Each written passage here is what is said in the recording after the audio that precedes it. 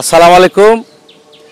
আমি আছি আমাদের চাঁপাইনবাবগঞ্জ জেলার ভোলাহাট থানা কি নাম এলাকা ফলিমারিতে।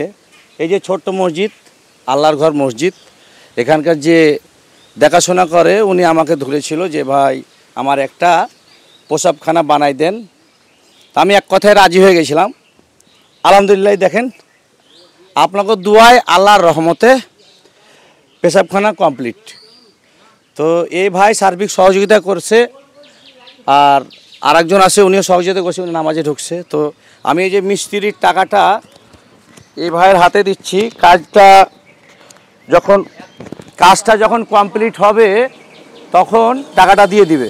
আমি টাকাটা দিয়ে দিচ্ছি 1 2 3 4 5 6 7 8 9 10, এই যে মিস্ত্রি বিল এটা দিয়ে দিলাম।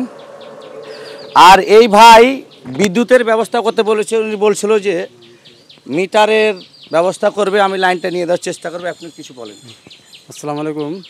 আমি ভাইকে বলেছিলাম এটা পেশাবখানা তৈরি করার জন্য, ভাই পেশাবখানা তৈরি করে দেবে এবং ধরলেন কি বাউন্ডারিটা মসজিদের আমরা ঘিরে দিতে চেয়েছে, বলেছে কি আমি যত চেষ্টা পারবো আমি ধরে কি অতি তাড়াতাড়ি মানে কি আমি দিয়ে দেবো এটা।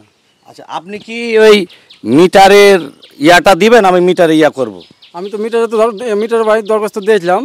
এখন ভাই বলছে কি আবেদনটা আপনি যে দিয়েছেন তা আমি ওই পল্লী বিদ্যুৎ অফিসারের সাথে যোগাযোগ করবো আমি। আচ্ছা, যে আর কি মিটারের দামটা কত আসবে ওটা আপনি নাকি দিতে চাচ্ছিলেন? মিটারের দামটা আসবে আপনার ধরুন 5 থেকে 6 হাজার টাকা বলেছে আমাকে। ওটা কেউ কি দিতে যাচ্ছেন? আপনি নিজে থেকে দিবেন? আমি এটা কেউ দিতে জানি, আমি নিজে থেকে বলেছি এটা। যাক আলহামদুলিল্লাহ, এই ভাই মিটারের টাকাটা নিজে থেকে দিবে। বিদ্যুতের লাইনটা আমার বাড়ি কানসাট পল্লী বিদ্যুতের আশেপাশেই, আমি জিএম স্যারের সাথে ওখানে ডিউটি করেছি। আমি আলাপ করে লাইনটা করে দেওয়ার ব্যবস্থা করব।